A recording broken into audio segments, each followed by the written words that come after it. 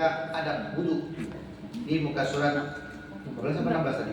Stop. 15. 15 ada wudu. 16. Di 15. Ya, bismillah. Ada wudu 15. Ayo bismillah disunahkan. Uni borang. Oh, bunyi. Seperti halo. Assalamualaikum. Ada wudu disunahkan setelah selesai wudu atau begitu juga setelah selesai mandi atau ibadah dan tayamum, mengalihkan pandangan ke langit sambil angkat tangan berdoa dan menghadap ke arah kiblat dan membaca. Nah, ya, jadi hari ini kita akan mempelajari sesuatu yang biasa kita buat, yaitu setelah selesai wudu ataupun setelah selesai mandi. Mandi ini bisa aja jadi mandi sunnah, bisa aja mandi wajib, ya. Jadi setelah kita selesai sahaja daripada wudu ataupun daripada mandi itu mandi sunnah. Apa ini mandi sunnah? Di antara, saya tanya nih, di antara mandi sunnah apa aja? Ini sunuk, Ini kan kita, perempuan. Gak ada mandi Jumat untuk perempuan yang ada. Sunnahnya apa?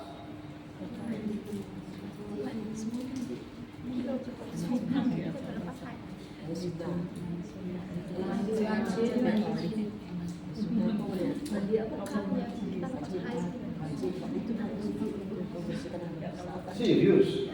Dia pernah mandi nih. Di sehari-hari boleh lah. Yang wajibnya mana, yang sunahnya mana, Pak? Itu yang jadi pertanyaan. Iya, itu kan bagus. Setelah Jumat kan kita harus pikir, apalagi hari kebesaran Islam. Mandi sunnah Idul Fitri lagi. Itu adalah Masa nggak bisa tebak-tebak? Aduh kan ditebak Idul Adha, ya. Idul Fitri dan Idul Adha itu adalah diantara mandi sunnahnya. Sebenarnya banyak banget, ya. Masuk Mekah, mau masuk Madinah, mau masuk itu di dalam haji aja banyak, ya. Mandi sunnah. Di antara mandi sunnah lagi adalah mandi ketika terjadinya matahari apa namanya? Terbit.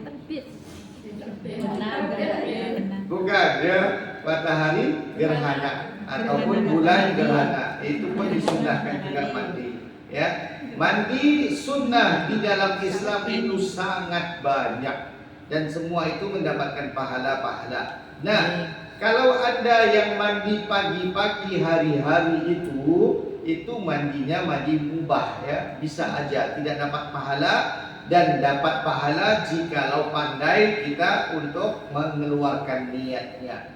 Kalau tiap-tiap pagi ibadah itu adalah seperti sholat, wudhu itu ibadah. Ada yang namanya adat.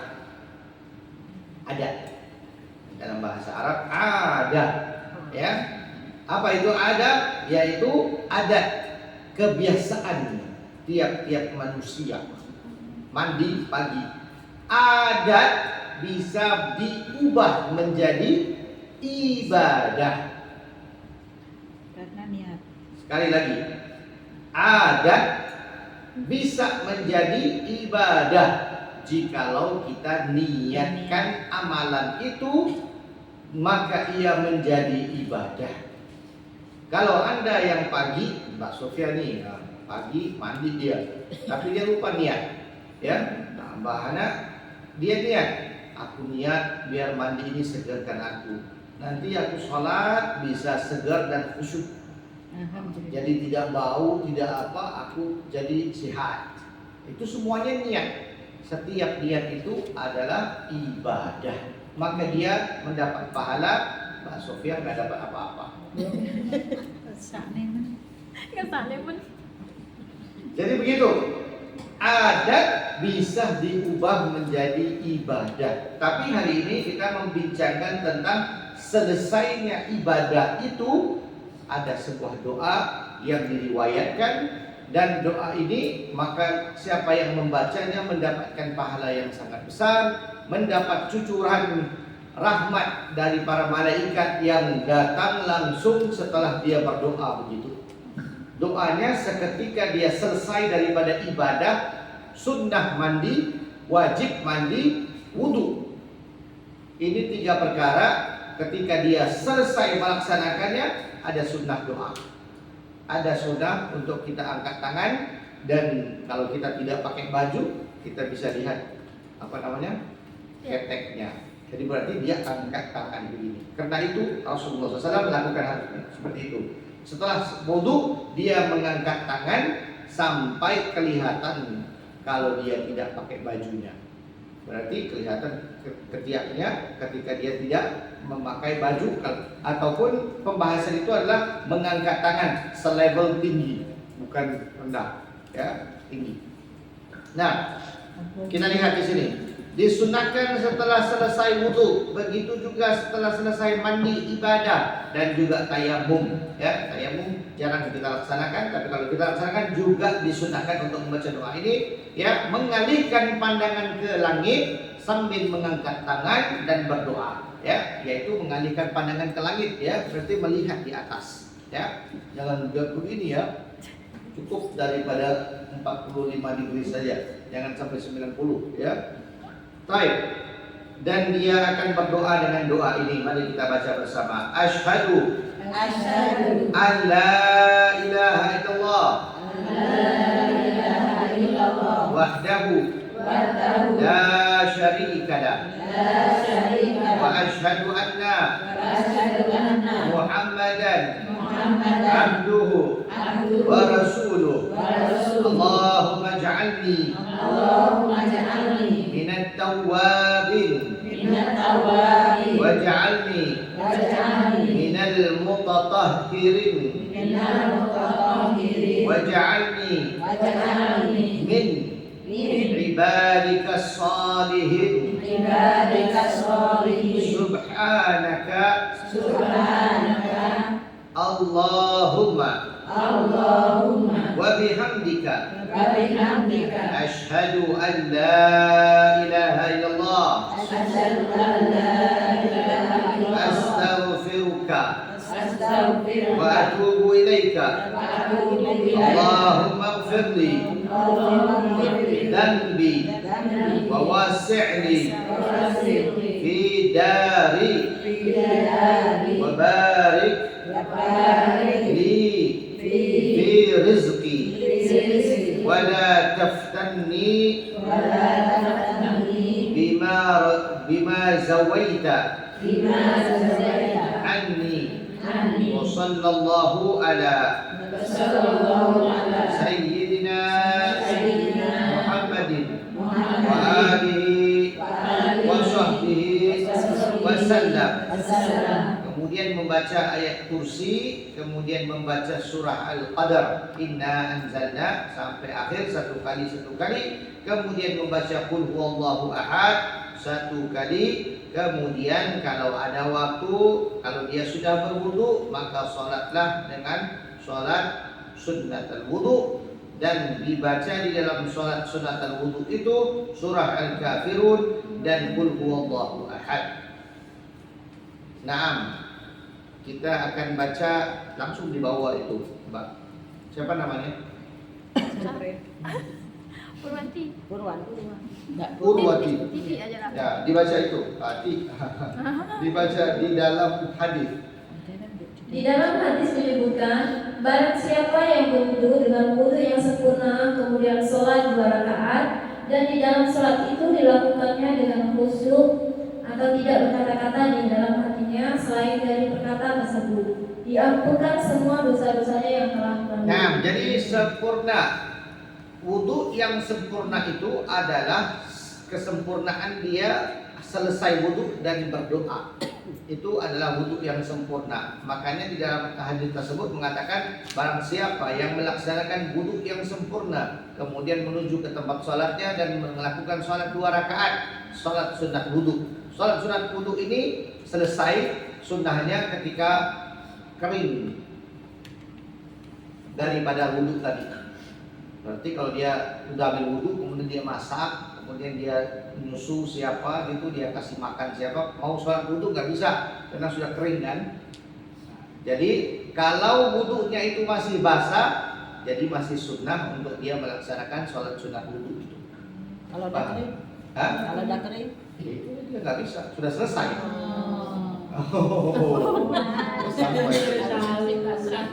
Ya, selagi wudhunya itu masih ada di muka, masih ada di tangan. Kalau dikering karena dia baju nggak apa-apa. Kalau dikeringkan kan dia pakai baju nggak apa-apa.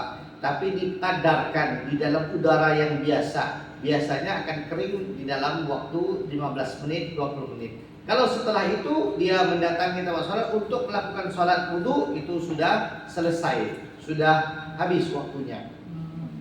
Jadi sholat sunat wudhu itu adalah sholat sunat yang dilakukan ketika wudhu masih basah di muka atau tangan. Masih basah di situ menurut kepada udara dan pakaian yang dia gunakan. Nah, nanti ataupun sekarang akan dibacakan makna yang tadi kita bacakan tadi itu. Cuman saya mau pendekkan kalau ini terlampau panjang. Ya, kalau ini adalah doa yang panjang, maka kamu hanya baca sampai ibadikas sholihin. Jadi asyhadu an la ilaha illallah wahdahu la syarika lah wa asyhadu anna Muhammadan abduhu wa rasuluh. Allahumma ij'alni minat tawwabin waj'alni minal mutatahhirin waj'alni minal ibadikas sholihin. Subhanaka Allahumma bihamdika asyhadu an la ilaha illa anta astaghfiruka wa atubu ilaik. Itu afdalnya. Kalau mau panjang lagi baru ditambah dengan yang bawah itu Allahumma ghfirli dhanbi. Jadi kalau Anda gampangnya sekali mau menghafal ini doa, baca hari-hari pasti bisa hafal. Anda bisa ambil foto di HP Anda, kemudian setelah selesai wudhu ya, ataupun selesai sampai rumah bisa aja ditulis, kemudian ditampalkan di mana-mana yang dekat dengan kamar mandi Anda. Kalau diizinkan, kalau tidak izin bawa aja bersama Anda ketika selesai wudhu, langsung berdoa dengan doa ini sampai kepada astaghfiruka wa atubu ilaika yang tengah-tengah itu. Ya, kalau mau sambung sampai di belakang sampai di bawah pun bisa juga. Setelah selesai baca ayat kursi, baca inna anzalna satu kali dan qul huwallahu ahad satu kali. Itu dia. Mari kita lihat kepada maknanya. Aku bersaksi bahwasanya tiada Tuhan melainkan Allah Subhanahu wa taala yang esa, tidak ada sekutu baginya, dan aku bersaksi bahwa sesungguhnya Muhammad itu adalah hamba dan utusannya. Wahai Allah, jadikanlah aku daripada orang-orang yang sentiasa bertaubat, dan jadikanlah aku dari orang-orang yang sentiasa bersuci, dan jadikanlah aku daripada golongan hamba-Mu yang soleh.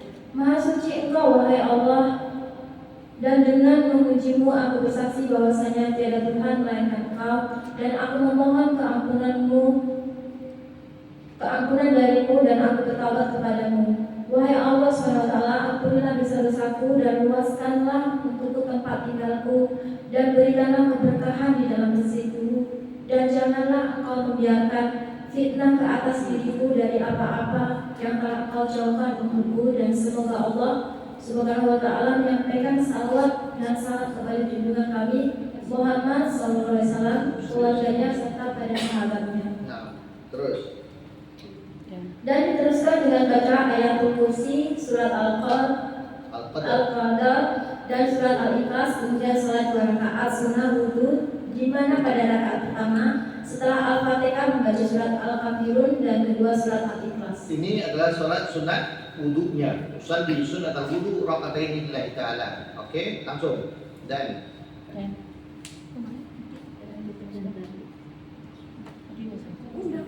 iya, baca lagi. Dan diteruskan dengan bacaan ayat kursi. Bawahnya. Di dalam hadis menyebutkan barang siapa yang berwudu dengan wudu yang sempurna, kemudian sholat 2 rakaat, dan di dalam sholat itu dilakukannya dengan khusyuk dan tidak berkata atau tidak berkata-kata di dalam hatinya selain dari perkara tersebut. Diampunkanlah semua dosa-dosanya yang telah lalu. Nah, jadi orang yang senantiasa melakukan hal ini maka dosanya akan diampunkan. Apa itu? Yaitu setelah sholat, setelah wudhu, dia membaca doa. Setelah dia membaca doa, dia langsung untuk melakukan sholat 2 rakaat, sholat sunat wudhu. Dalam sholat sunat wudhu itu dia baca Fatihah dan baca Qul ya al-kafirun. Kemudian rakaat kedua baca Fatihah dan baca Qul huwallahu ahad. Dan dia melaksanakan ini. Di dalam hadis ini mengatakan orang itu akan diampunkan dosanya. Disebutkan di dalam sebuah kisah hadis yang mana Sayyidina Bilal, ya, Sayyidina Bilal adalah sahabat Rasulullah SAW, di antara muazin yang mempunyai suara yang merdu, yang melakukan azan di depan Rasulullah SAW. Orang di antara orang-orang yang pertama yang dilantik Rasulullah SAW untuk menjadi tukang azan ataupun Bilal, namanya pun Bilal. Makanya sekarang kalau tukang azan dipanggil Bilal, ya, diambil daripada nama seorang sahabat yang namanya Bilal. Pernah ketika Rasulullah duduk bersama beliau, Rasulullah mengatakan, ya Bilal, apakah amalan kamu yang selalu kamu buat, di dalam amal tersebut kamu coba sedaya upaya untuk tidak meninggalkannya, karena aku mendengar terompah kamu di surga. Berarti ini orang sudah masuk surga sebelum dia mati. Berarti Rasulullah SAW telah melihat satu gambaran di mana Sayyidina Bilal berjalan-jalan di surga. Jadi ditanya, itu menjadikan hadis Rasulullah, maka Bilal pun menjawab, makanya saya tidak melakukan sesuatu yang saya anggap penting, melainkan setiap kali saya wudu saya akan melaksanakan 2 rakaat sholat sunat wudu. Jadi ini berarti bahwasanya ditekankan bersama dengan 2 hadis yang saya sebutkan. Pertama sekali hadis ini yang kita baca, satu lagi hadis amalan Sayyidina Bilal yang merupakan setiap kali dia ambil wudu dia akan melakukan 2 rakaat sholat sunat wudu. Itu adalah satu amalan yang baik.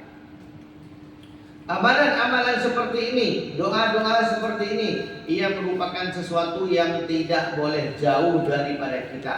Saya pernah mengatakan bahwasanya doa-doa yang seperti ini adalah doa yang selalu akan mengingatkan kita. Seperti paku. Tahu paku nggak?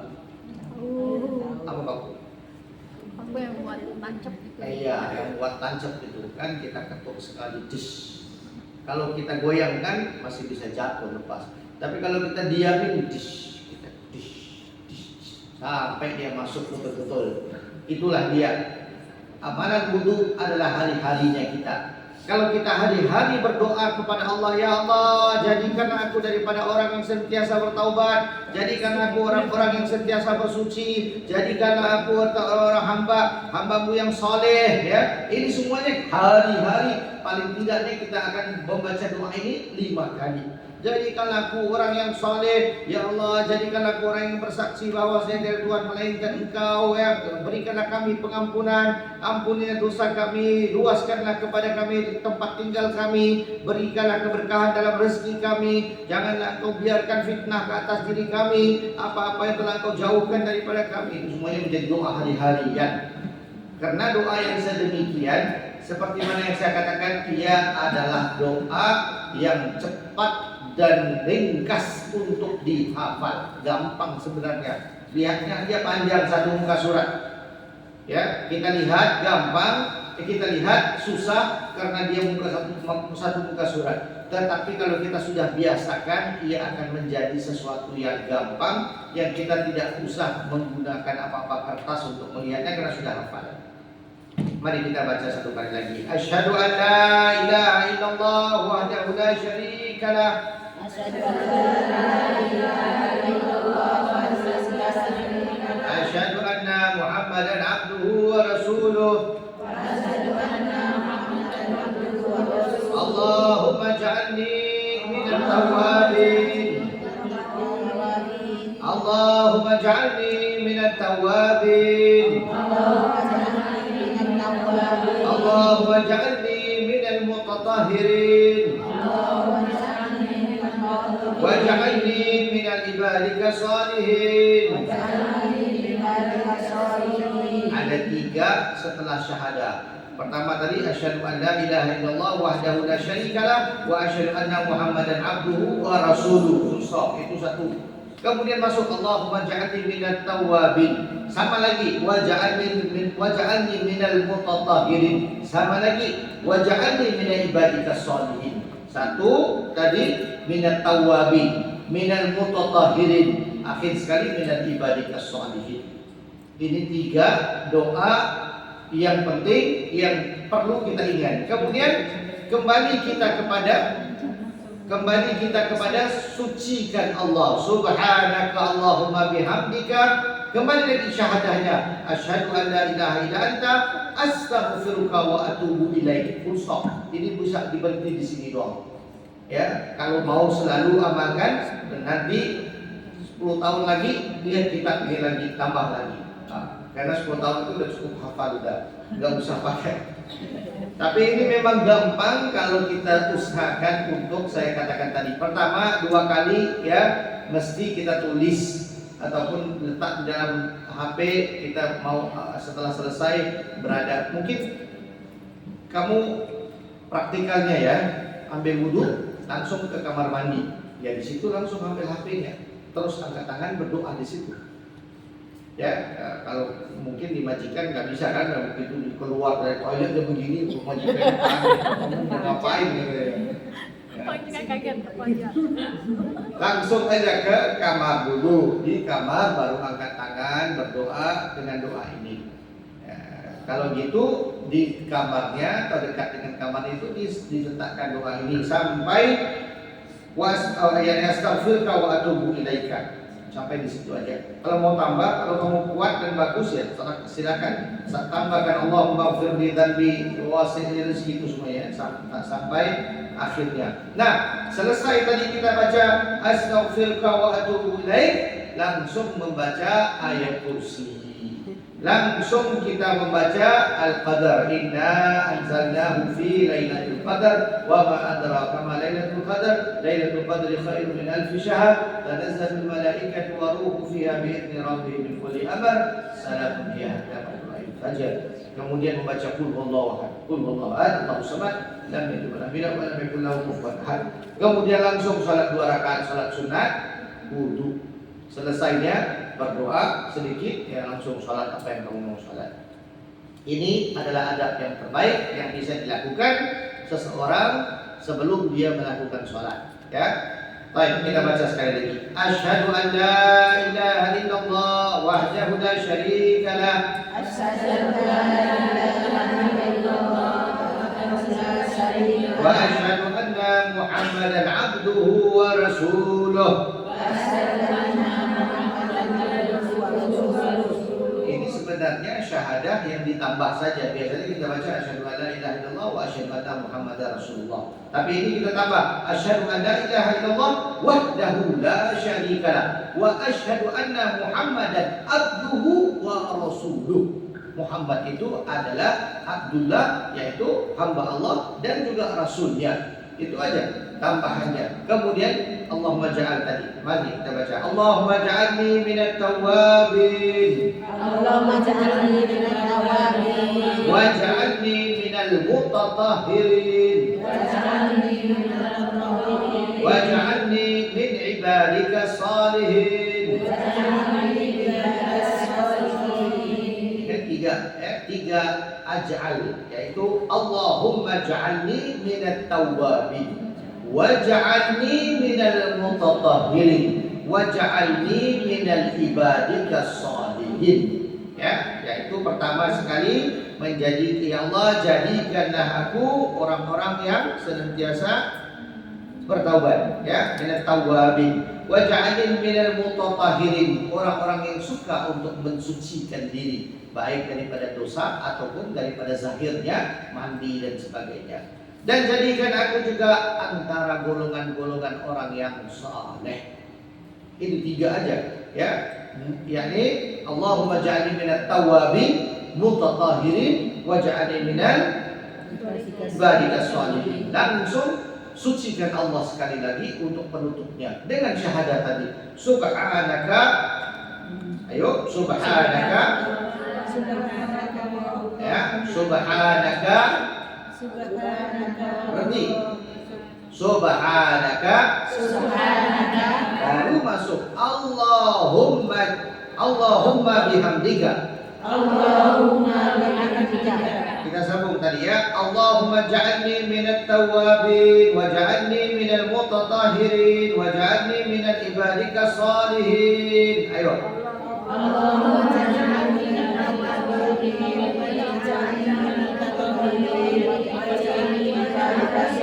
Salihin. Langsung berhenti sebentar setelah subhanaka. Subhanaka.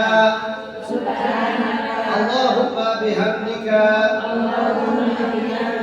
Ashhadu an la ilaha illa anta.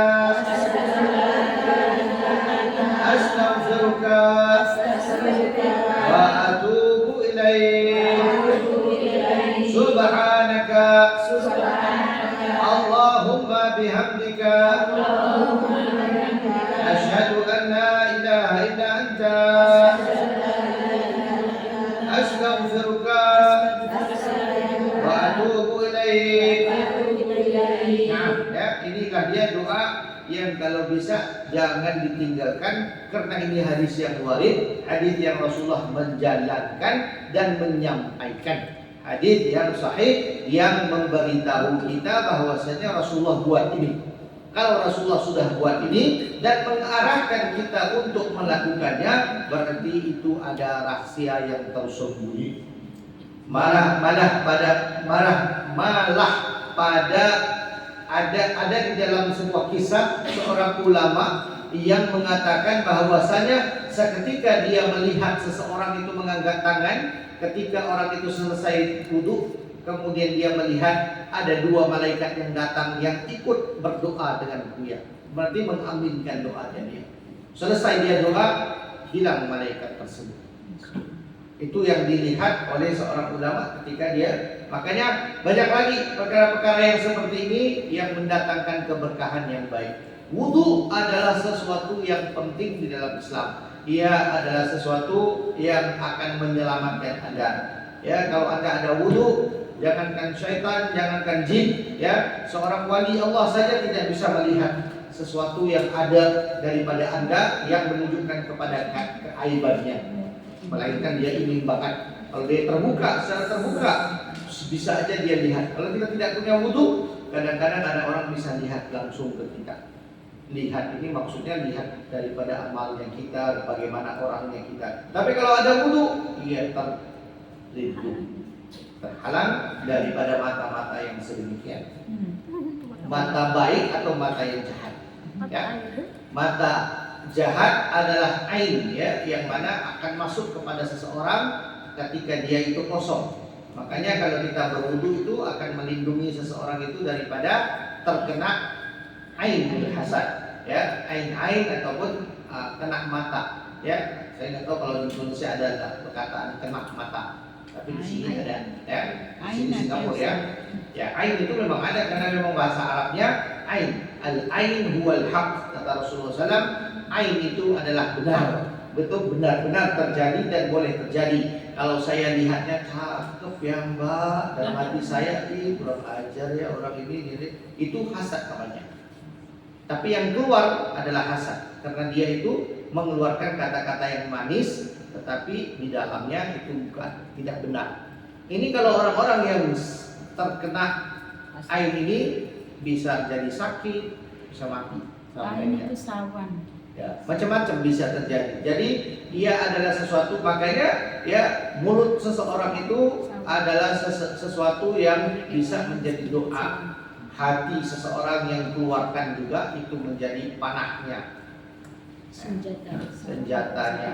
Jadi terbaik bagi kita yang selalu ada doa seperti ini, selalu membaca wirid, selalu membaca Al-Quran, selalu ada Allah di sisinya, itu dia tidak takut sama hal-hal seperti ini. Akan dengan otomatiknya terhindar untuk orang-orang seperti itu. Tapi kalau dia kosong, suka ngelamun, suka mikir yang macam-macam, itu adalah orang yang bahaya. Dia suka diam dan dia suka mikir, otaknya tak tahu kemana, Tiba-tiba tembak. kosong gitu dia. Tiba-tiba. Hatinya itu kosong daripada zikir. Pak Sofin naik Hatinya itu kosong daripada selawat. Hatinya itu kosong dari mengingati Allah, maka akan ditempati oleh jin ataupun syaitan. Ya, sawan. Ini adalah sesuatu yang bukan main-main, karena sudah terjadi banyak orang-orang yang kena begitu. Jadi kita seharusnya tidak ada. Makanya amalan-amalan seperti ini penting. Keluar daripada ini ada doa, masuk daripada itu ada doa, mau ini ada doa, mau itu ada doa, mau pakai baju ada doa, mau lepaskan baju ada doa, main. Ini cuma kenapa? Karena ada hal-hal seperti yang kita tidak lihat. Apabila hati kita senantiasa bersama Allah, kita akan dilindungi oleh Allah. Ya, apabila hati kita kosong dari Allah, tapi yang diingat hanyalah kosong ataupun hanya sesuatu yang dia khayalkan di dalam hatinya, di dalam bayangannya, maka itu akan menjadi sesuatu mudarat buat orang tersebut. Baik, Allahu a'lam bishawab. Saya berhenti di sini. Kalau ada doa, kalau ada soalan daripada ini, saya ambil daripada wudhu tadi itu, silakan. Ini juga sama ya, sepertinya apabila dia selesai mandi wajib, haid selesai mandi, kemudian selesai haidnya itu dia mandi. Setelah dia mandi, kalau bisa jangan keringkan badannya dulu. Ya, ini agak susah sedikit.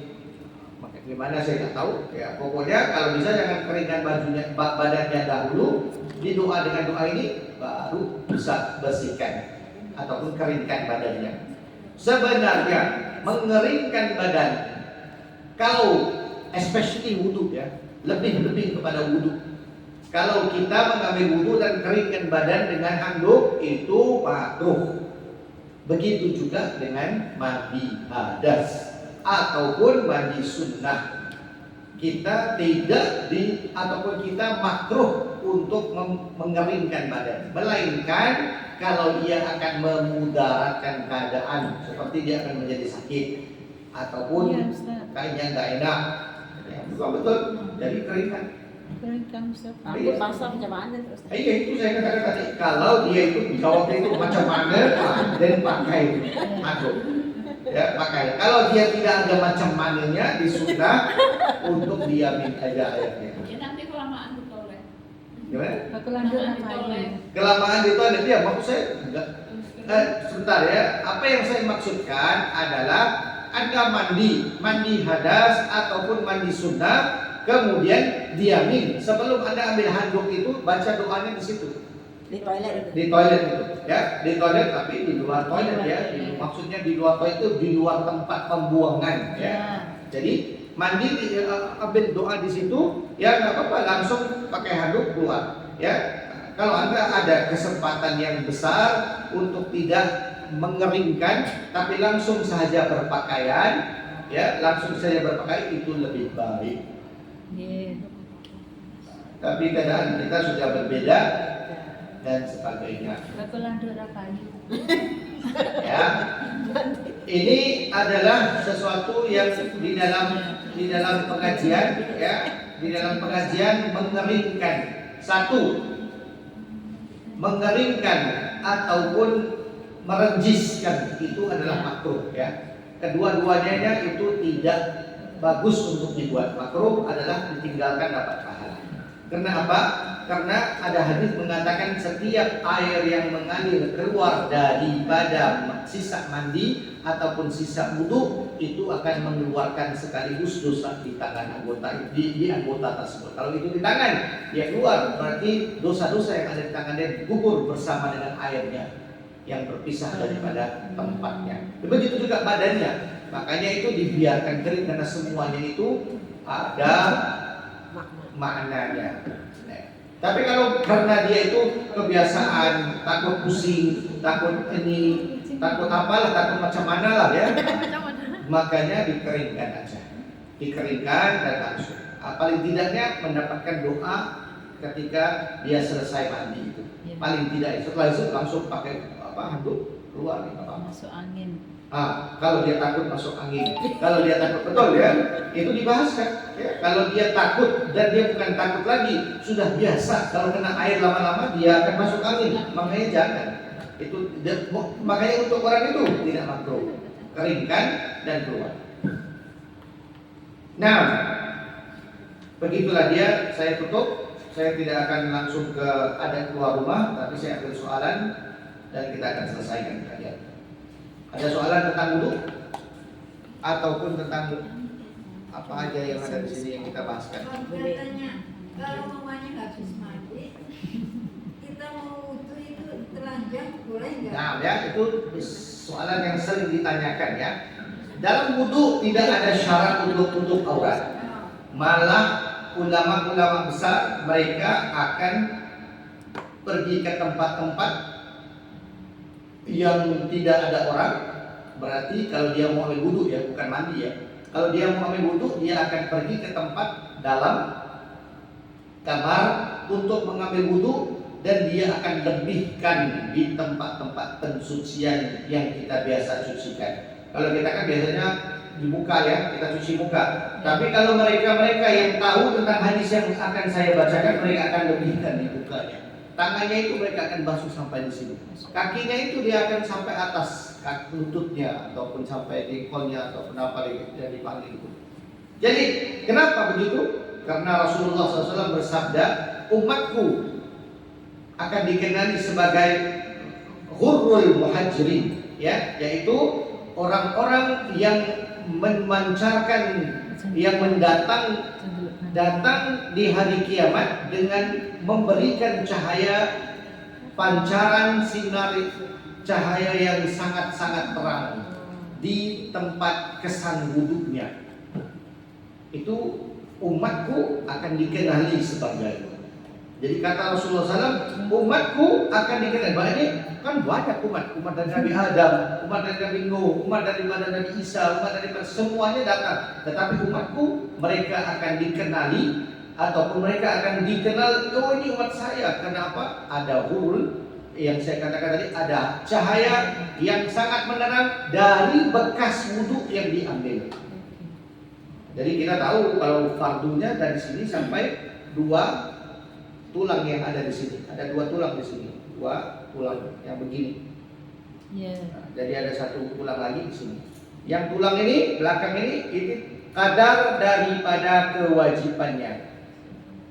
Nah, ini 2 tulang, jadi harus basah, wajibnya sampai sini. Sampai sini wajibnya. Tapi kalau bagusnya, ya terserah Anda sampai ke sini pun bisa. Ya, jadi itu yang kita pahamkan. Jadi kalau Anda buat begitu, nanti cahayanya keluar sampai di sini.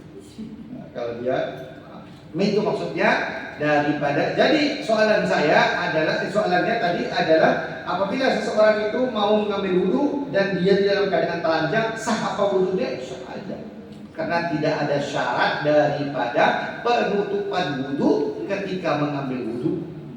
Karena yang dia harus pikirkan adalah orang yang melihat. Itu yang dia harus pikirkan, ya. Orang melihat dia, itu dosanya dia. Kalau dia katanya mau ambil wudhu ketika telanjang ataupun buka tudungnya ditarikkan di sini, nggak apa-apa, tidak jadi masalah. Itu auratnya dia. Tetapi kalau ada orang, berdosa dia. Wudhunya sah aja, tapi dia berdosa. Itu bubble yang beda. Dosa karena dia menunjuk aurat. Dan satu lagi, sah apa tidak wudhunya? Ya sah aja. Kalau niatnya sambil mandi sekali? Oke, kalau dia itu sambil mandi sekali, nanti kita ataupun ini saya pahamkan di dalam bab wudhu ya. Wudhu itu ada 6. Ya, wudhu syaratnya itu, rukunnya itu ada 6. Kalau tidak ada 6 perkara ini, maka itu bukan wudhu namanya. Ya, 1 niat, 2 basuh muka, 3 basuh tangan, 4 basuh ubun-ubun, ya. Ke 1, 2, 3, 4, 5. Kelima basuh kaki, ya, basuh kaki. Telinga itu sunnah, ya. Jadi yang terakhir apa? Tertib. Ini penting, ya. Karena tertib, apa maksudnya tertib? Itu dia tidak bisa mula wudhu dengan cuci kaki. Pertama sekali dia harus cuci, baru tangan, baru kaki. Itu tertib namanya 1, 2, 3, 4. Harus pergi begitu. Nggak bisa 3 masuk 1, nggak bisa. Itu tertib namanya. Nah, kalau seseorang itu mau ambil wudhu dan mandi langsung, itu ada tempatnya. Kalau tempatnya itu sungai, kayak di rumah Sofia belakangnya ada sungai, dia langsung mau terjun, itu bisa. Dia langsung terjun dan dia niat, dia niat, aku niat mengambil wudhu karena Allah Taala. Ataupun bukan sungai yang dalam, tapi dia masuk, dia masuk ke kakinya, kemudian dia selam sampai semua dia masukin airnya sampai di sini, terus dia keluar. Tapi yang dia masuk itu dia niat, aku niat mengambil wudhu karena Allah Taala. Itu kalau begitu tertibnya tidak apa-apa. Tidak digunakan. Selain daripada itu, kalau mau pakai air yang begitu nggak bisa, harus cuci satu-satu. Kalau pakai shower begitu nggak bisa, Dia nggak bisa Ustaz nawaitu rafa'alahu bika ta'ala masuk itu nggak bisa. Karena apa? Karena airnya harus masuk ke dia dalam satu kali aja itu. Seperti air yang tadi itu dia masuk nawaitu rafa'alahu bika ta'ala masuk. Dia keluar, udah ada wudhu dia. Ya, dia ada wudhu terus. Harus terjun dulu lah Pak ya. Ya, terjun, swimming pool boleh juga, ya swimming pool, ya ataupun sungai, laut, itu semuanya bisa. Ataupun bak yang besar ya. Saya nggak tahu kalau masjid-masjid lama, kalau di tempat saya di Yaman ada tempat-tempat wudhu yang besar kayak begini ya, itu bisa masuk ke dalam. Sudah terjun keluar, nggak usah ambil wudhu lagi gitu Pak. Sudah saya itu lah wudhu. Iya, satu kali aja masuk ya. Kalau saya di Yaman di Hadramaut kalau musim panas kita begitu aja masuk ke tempat masjid lama ada yang begitu. Dia kotak kotak besar begini, airnya dalam. Ya itu lumayan, buka semuanya masuk ke dalam, zoom, enak, musim panas. Masuk langsung keluar, nggak pakai handuk, nggak pakai apa, itu pakai baju aja udah selesai. Terima kasih Ustaz. Ya, sama. Ada soal lagi? Rasa aneh-aneh loh. Iya. Kalau dalam keadaan kita sembahyang boleh tak pakai bra? Kalau dalam sedang sholat ya, tidak pakai bra ataupun tidak pakai, pokoknya aurat ya. Aurat ya. Aurat adalah yang lihat shape ya, yang lihat shape-nya, bentuknya. Yang lihat berarti daripada seseorang yang dari luarnya ya. Dan dia melihat warna. Berarti langsung terlihat warna kulitnya. Itu aurat. Jadi orang yang melihat, kalau dia lihat shape itu auratnya terbuka. Walaupun dia memakai. Tapi kalau dalam sholat itu berbeda. Dia tidak pakai bra itu nggak apa-apa. Karena zaman dulu juga nggak pakai bra kan ya. Tahu saya. Tapi bra itu mungkin sekarang ada ya. Tapi pokoknya tidak menjadi syarat di dalam syarat Islam untuk seseorang itu menggunakan. Yang dibahaskan adalah, maaf ya, yang dibahaskan adalah goyangnya. Kalau goyangnya itu lebih 3 kali, apakah batal sholat? Tidak. Berkali-kali. Tidak ya. Karena apa? Karena dibahaskan ya, kalau seseorang yang menggerakkan tangannya itu 3 kali batal sholat. Ya, gerakan yang berturut-turut sebanyak 3 kali, berturut-turut sebanyak 3 kali itu batal sholat. Ya, setiap kali orang, makanya sholat itu tidak bisa jalan-jalan. Ya, tidak bisa bergerak ya. Gerak besar ya, bukan gerak kecil. Kalau ini dia garuk begini bisa diangkat 1, garuk begini. Nggak apa-apa, ini 10 kali pun nggak apa-apa, karena kecil. Yang besar itu yang dimaksudkan. Dia garuk begini 1, 2. Jadi kembali kepada soalan tadi, kalau bergerak dia buah dadanya nggak apa-apa, nggak batal. Ya, kalau dia tidak menggunakan bra tadi, tetapi dia pakai baju mukena. Sebentar, dia pakai baju, kemudian dia pakai mukena, itu nggak apa-apa. Iya, Tapi kalau ada shape-nya terlihat, itu aurat namanya. Makanya auratnya terbuka. Makanya seseorang yang menggunakan pakaian yang mau apa? Iya, Yang ketat itu bukan tutup aurat. Dia tutup, tapi terbuka. Karena itu aurat namanya. Jadi mana auratnya terlihat walaupun dia memakai sesuatu. Seperti apa tadi baju legging ya, seperti legging. Kalau hitam? Hah? Kalau hitam? Nah, kalau hitam atau putih atau hijau itu sama. Karena dua yang saya katakan tadi.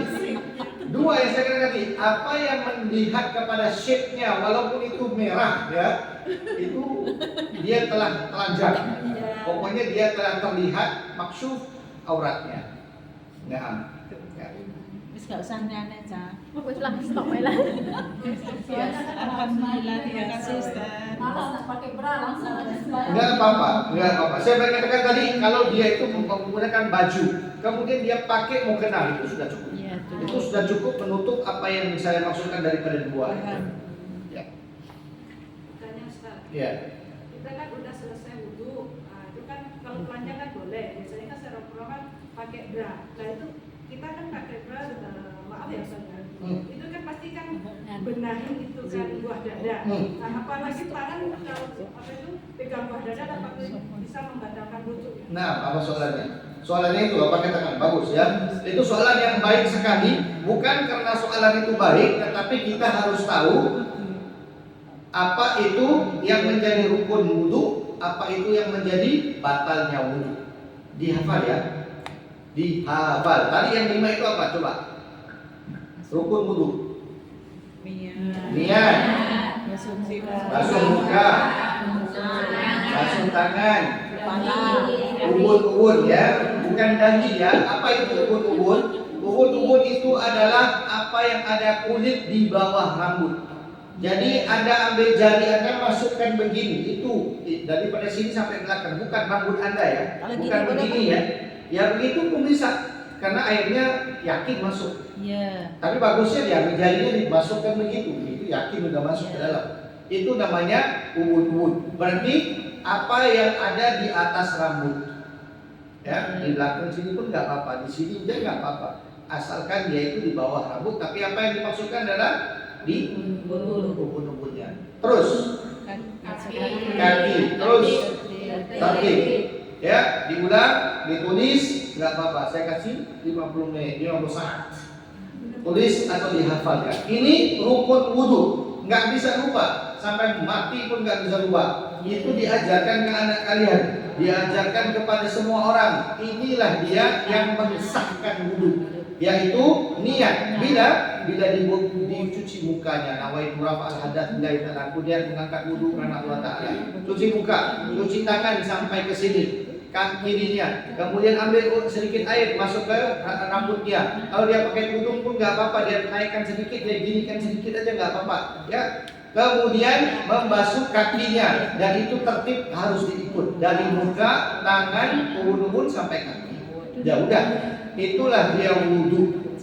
Anda melakukan wudhu seperti ini, kalau pernah Anda lakukan, kalau ada tambahan seperti ada leher, itu semuanya sunnah, dibuat bagus, ya. Tapi kalau bisa ditekuk itu nggak ada.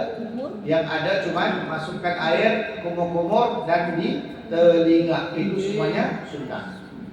Nah, soalan tadi, ya. Jadi ia pakai bra, mau masukkan tangannya, pegang buah dadanya. Apakah itu membatalkan wudhu?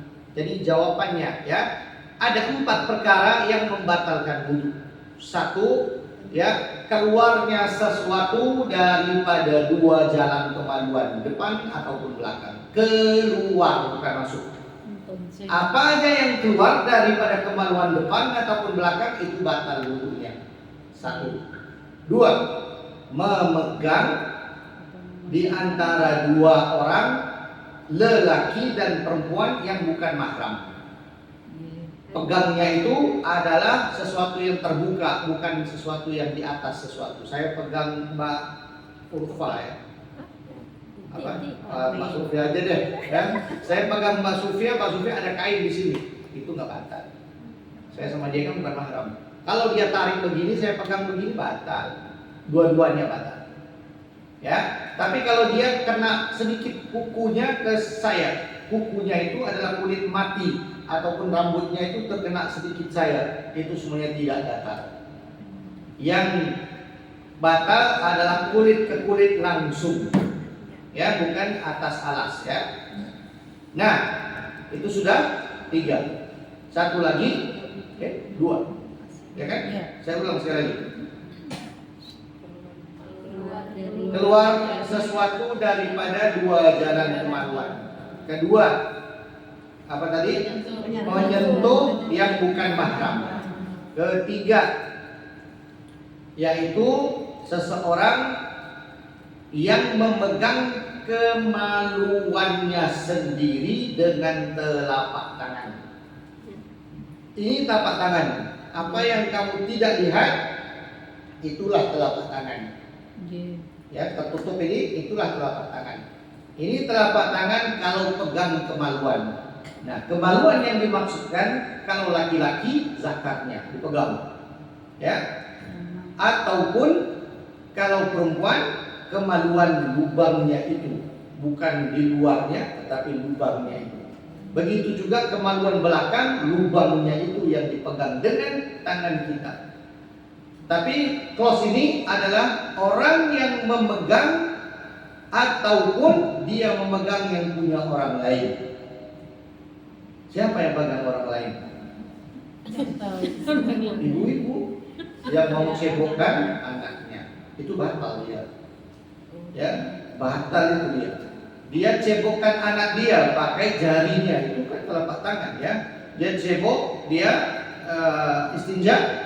Anaknya yang umurnya 3-2 tahun atau 1 tahun itu nggak batal pokoknya. Wuduknya dia batal. Ya, sudah 3. 4, hilang akal. Hilang akal ini ada 2 sebenarnya. Jadi semuanya ada 5. Hilang akal berarti dia tidur. Hilang akal bisa juga dia semaput, pengsan. Ya. Ataupun mabuk sampai hilang, makanya dikasih 1 aja, hilang akal. Hilang akal karena tidur ataupun karena mabuk atau pingsan. Jadi itu 4 perkara sahaja yang membatalkan wudhu. Nah, saya kasih contoh nih. Jawab ya. Saya berjalan daripada rumah di kampung Kotarjo di Indonesia, ya. Terdapat di depannya itu banyak sapi. Saya ambil wudhu di rumah teman saya. Ambil wudhu mau ke masjid. Ada banyak sapi di situ. Kemudian saya jalan, kaki saya masuk setengah najisnya sapi sampai ke lutut. Batal nggak wudhu saya? Batal. Kenapa batal? Karena sisanya kambing, sapi. Kenapa batal? Dicuci aja. Dicuci aja. Kan saya bilang itu 5 perkara doang.